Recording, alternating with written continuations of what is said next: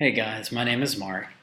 I'm a nurse, and I'm going to be talking to you about the differences between enriched white flour compared to whole wheat flour.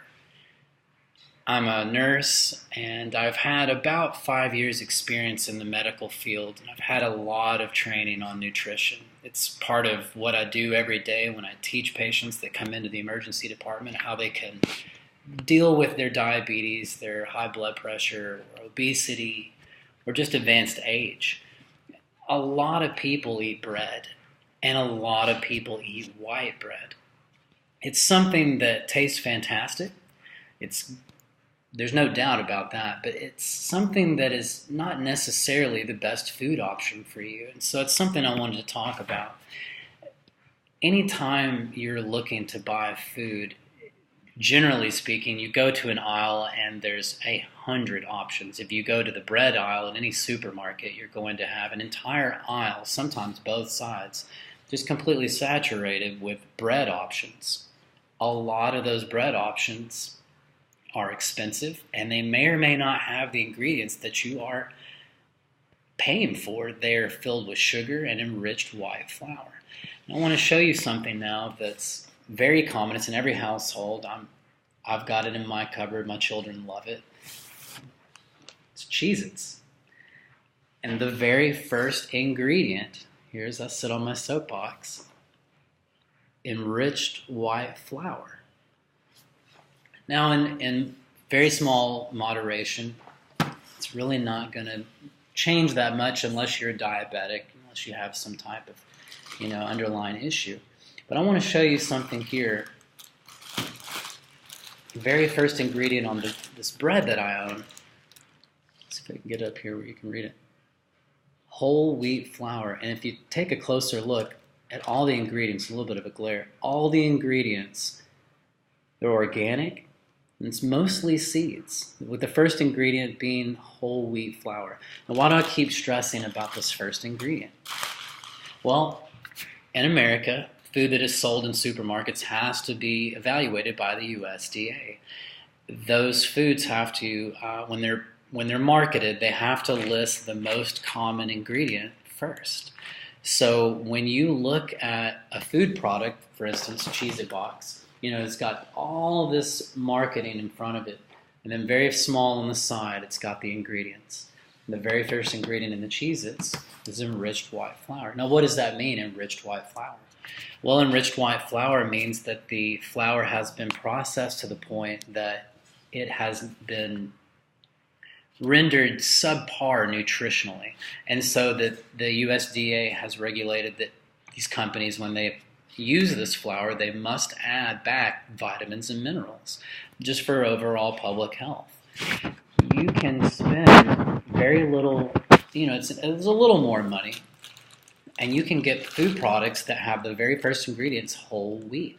It's going to spike your blood glucose levels less. It's going to be a slower digestion for your GI tract, so tons of excellent advantages.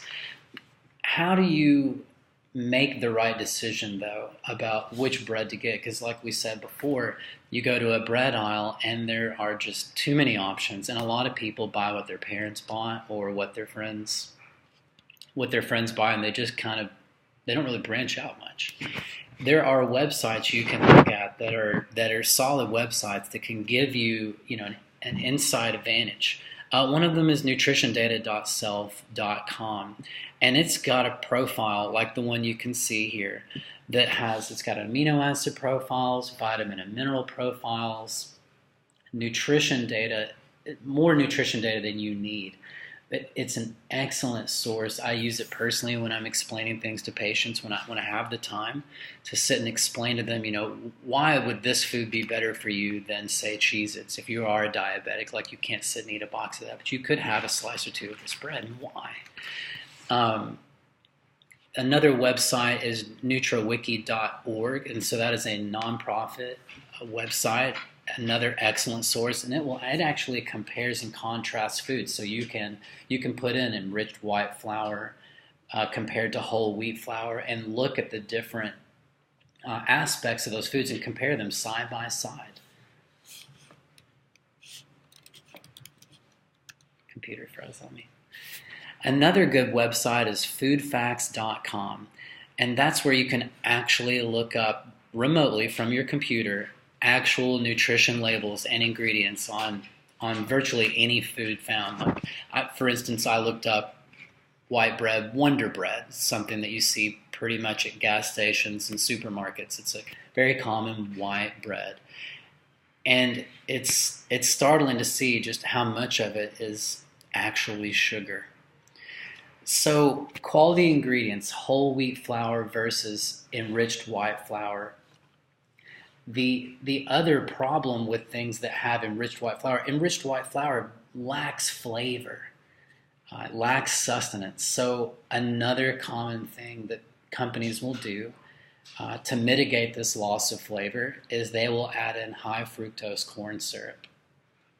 They tend to kind of go hand in hand. It's not a guaranteed, but it's very common when things have enriched white flour, they have to have sugar and salt added to them to give them some type of flavor.